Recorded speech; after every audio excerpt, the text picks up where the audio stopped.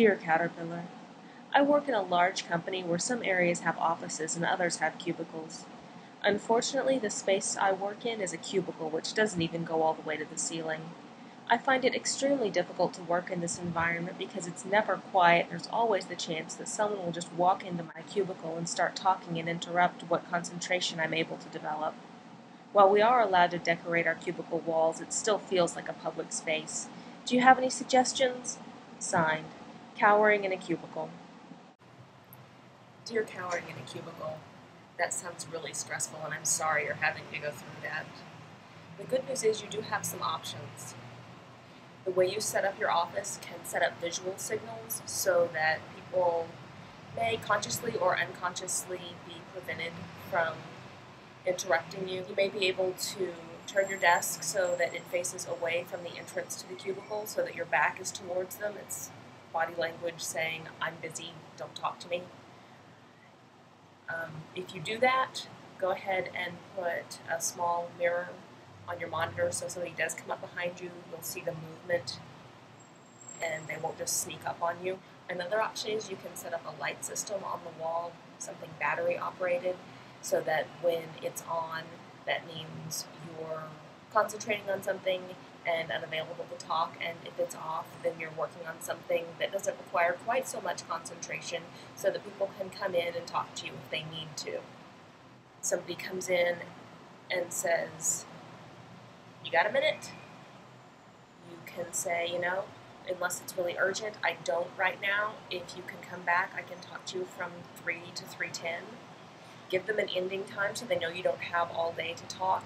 And it may take a little while, but this should help train your colleagues to stop interrupting you. You've also got the option of setting up a potted plant as something like a visual barrier. I would choose something kind of spiky like a mother-in-law's tongue, but it's not really a cactus. You can also put it up on a pedestal so it's maybe a little bit higher up. It's just one more thing that says to people, this really isn't a space to hang out. You can also get noise-canceling headphones. I'm talking about the big ones that go over your ears. You want to do this for two reasons. The first is it encompasses your entire ear, so it's going to block more sound. The second is it looks like you don't want somebody to talk to you, which is kind of what you're trying to do right now. You may be able to talk to the specific people who are bothering you. Somebody comes in all the time just to chit-chat. I really enjoy talking to you, but sometimes you come in and I'm in the middle of something, and that way you can direct them to the light. You can also let them know that there are certain times of day that are better to come by and talk to you than others. You also have the option of suggesting to your employer, depending on what you do, working out of the office part-time. It's kind of a complicated process, so what I would recommend is going to the library and getting a copy of Tim Ferriss's The 4-Hour Workweek. There's a section, and he walks you through step by step coming up with a detailed plan, and he actually walks you through doing it from doing it a half day into getting out of going to your office ever again so you can work from Tahiti. You don't have to take it that far, but hey, more power to you if you want to. If none of these options are working for you, you may want to start looking for another position. Just keep an eye out.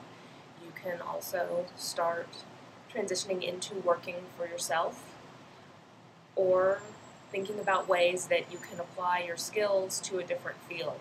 You have a lot of options, it's a lot to go through, but the good thing is if one thing doesn't work for you, there's another thing that probably will. I really hope this helps. If anybody's got any personal experiences or other ideas, you are more than welcome to add them in the comments. I would love to hear them. Thanks. If you have a question for Dear Caterpillar, please send it to dearcaterpillar@thesocialcaterpillar.com, or you can fill in the shiny form below.